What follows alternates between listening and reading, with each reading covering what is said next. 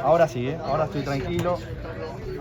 বাইরে তুমুল সমালোচনার ঝড়, তবে সেসবে থোড়াই কেয়ার। বসে বসে চিলমুডে সময় কাটাচ্ছেন লিওনেল মেসি।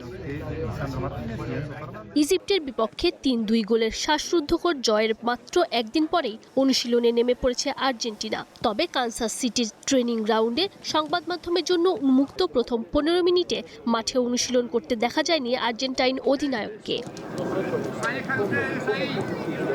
দলের সর্বোচ্চ গোলদাতা সাইড লাইনে বসে সতীর্থদের অনুশীলন দেখেছেন। তবে অবশ্য ভয়ের কারণ নেই, আপাতত মেসির চোট নিয়ে বড় কোনো শঙ্কার ইঙ্গিত পাওয়া যায়নি।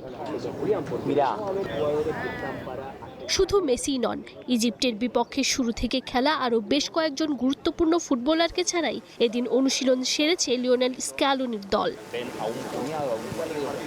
Midfielder Enzo Fernandez, forward Julian Alvarez সহ প্রথম একাদশের বেশ কয়েকজন অনুশীলনে অংশ না নিয়ে বাইরে থেকেই সেশন উপভোগ করেছেন। টানা ম্যাচের ধকল কাটাতে নকআউট পর্বে এমন রিকভারি সেশন রাখা হয়, যা বড় টুর্নামেন্টে খুব স্বাভাবিক চিত্র।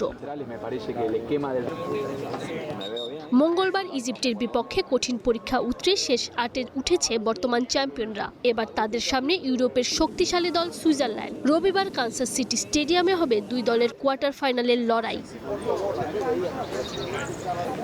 যদিও ইনজুরি নেই, তবে বয়স আর শরীরের ধকল বিবেচনায় মেসি পুরোপুরি ফিট থাকলে আর্জেন্টিনার আক্রমণ ভাগ যে বরাবরই ধারালো থাকে তা বলাই বাহুল্য। এখন দেখার বিষয় শেষ ৮-এর মহারণে অধিনায়ককে কতটা প্রস্তুত অবস্থায় পায় লিওনেল স্ক্যালোনির দল। তানজিম মসিদ, স্টার প্লে।